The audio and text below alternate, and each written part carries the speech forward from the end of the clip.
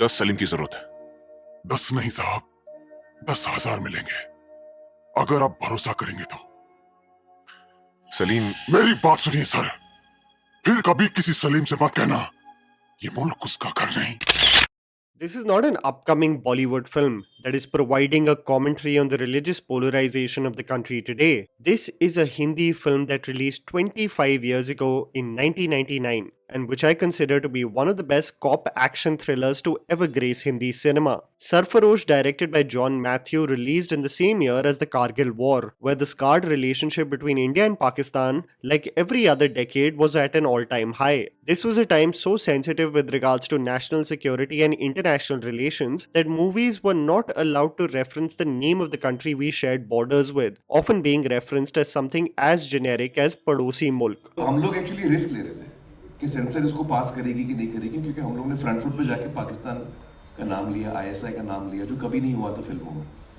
और उस वक्त I remember there was some back and forth, but our point was that if Advani ji can say it in the parliament, then why can't we say it in cinema halls?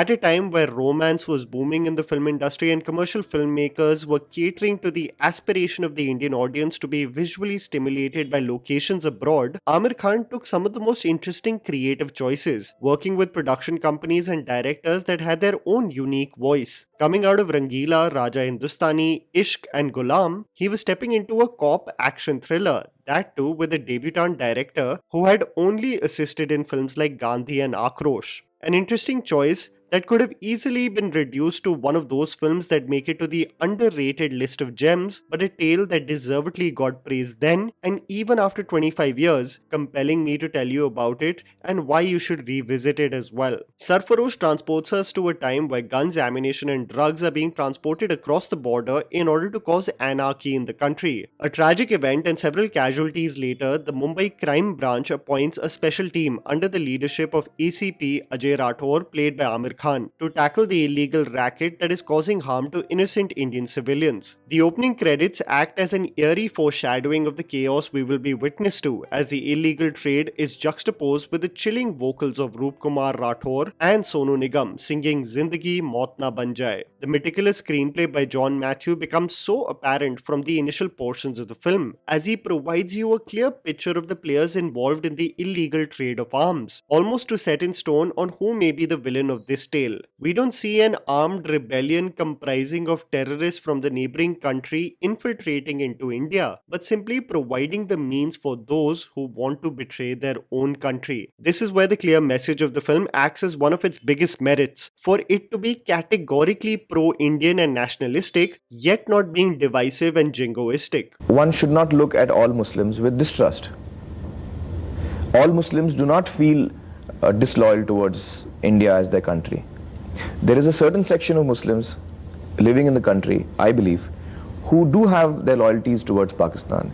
And this film tries to tell them that this is not right and they shouldn't do that. Ajay is enamored by Gulfam Hassan, played by Nasruddin Shah, a Pakistani artist who with his ghazals enamors those on both sides of the border. A love for poetry generates a friendship between the two, and you don't think more of it. At a time where romantic subplots were more of a distraction to the plot and viewers often complained how movies could have benefited from a laser-focused approach on the case and policing, Sarfarosh generates one of the most heartfelt romantic subplots with Ajay and Seema, played by Sonali Bendre. We get introduced to their dynamic with the evergreen vocals of Jagjit Singh as the number Hosh Walo Ko Khabar Kya plays in the background. All is said in the beautiful lyrics by Nida Fazli, as the two can't help but be drawn towards one another. The only hiccup you will notice in this storytelling is the nature of how films structured songs in the 90s, where a random cutaway to a romantic location was mandatory. And this is true for a song like Jo Hal Dil Ka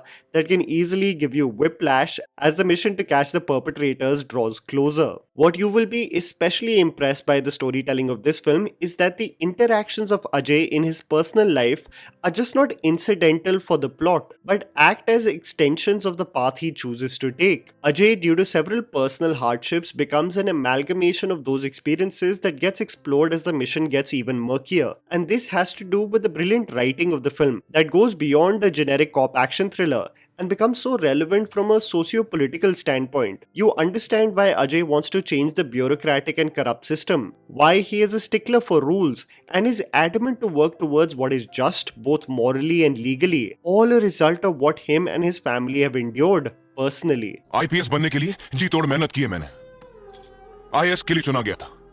collector बनकर आराम की जिंदगी गुजार सकता था मैं, लेकिन मैंने आईपीएस चुना। क्यों? क्योंकि हर मुजरिम में मुझे वही लोग नजर आते हैं। हर मुजरिम को मैं कानून के सामने भिखारी की तरह खड़ा देखना चाहता हूं। और ये मैं आपसे इसलिए नहीं कह रहा हूं क्योंकि ये मेरे घर का मामला है, नहीं, ये मेरे मुल्क का मामला है। This is the deep dive with our protagonist that often goes missing in commercial Hindi films. The most impactful themes of the film is the dynamic that Amir Khan shares with Mukesh Rishi, playing the role of Salim, a passionate and brave police officer who constantly gets questioned about his motives and loyalties due to him being a Muslim. This leads to several conversations which, if you revisit today, will make you genuinely feel like it's out of a movie that released today. A testament to how brilliant the film's writing is, and also a sad reflection of how little we have evolved as we still embroil ourselves with religion being the sole contributor to conflict within our country. ये किसी से मत कहिएगा sir कि आपने मेरे under training ली है, क्योंकि मैंने कभी किसी को नहीं सिखाया कि किसी पर महज इसलिए शक करो क्योंकि आपके मजहब का नहीं है। ये आपने कहीं और से सीखा होगा। एक एग्जाम पास करके आप अफसर बनके मेरे सर पर बैठ गए और आज जो जी चाहे सलूक करेंगे मेरे साथ, क्योंकि मैं मुसलमान हूं। An actor we so often ridicule as Bulla from Gunda or the random villain in every third film, Mukesh Rishi does not get enough props for the sensitivity and realism he brings to the role of Salim. It's also reflective of how the stupid often becomes mainstream while the gems stay forgotten. Ajay and Salim's relationship takes the shape of the star players in a sports team who have immense respect for each other for their output and work ethic, but ideologically differ in several accounts. This growing fondness for one another as they truly try to empathize and understand each other results in some of the most beautiful moments of solidarity we deserve today amongst all of us as Indians. What you will find very interesting is that the film provides us an insight into the might of the Special Task Force as they raid an infamous gangster's house, warning him that he won't go scot-free under their watch. This is where the active participation of the actor Amir Khan comes into play, the only artist who was actually conducting test screenings in the 90s to gauge and have an idea about the quality of the film before its release. Amir insisted on adding 3 scenes that highlight the capability of the force and the active participation by the team to catch the perpetrators. This acts as a brilliant addition to the film because its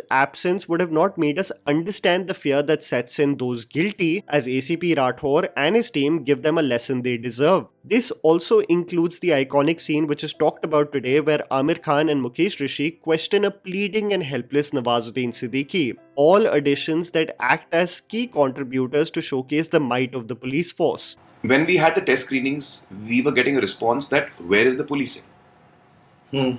We don't see any policing. He's constantly listening to ghazals and every test audience told us policing nahi hai. Then we looked at the script again and then we picked 3 spots and we added 3 scenes to the film. And this problem that we were constantly having just disappeared overnight.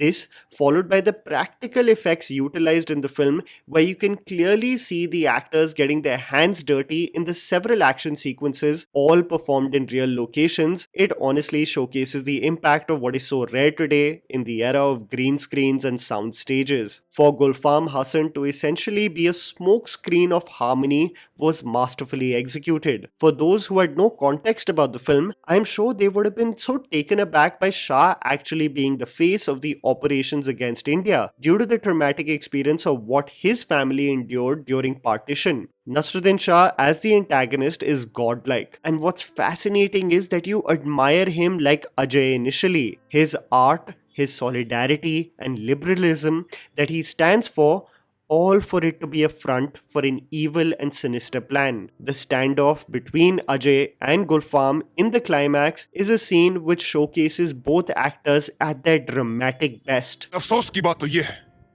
कि कुछ लोग आज भी पहले जैसे हालात पैदा करना चाहते हैं। आज भी धर्म के नाम पे लोगों को बांटना चाहते हैं। गुलफाम हसन बंटवारा हमारे लिए कोई खुशी का दिन नहीं था।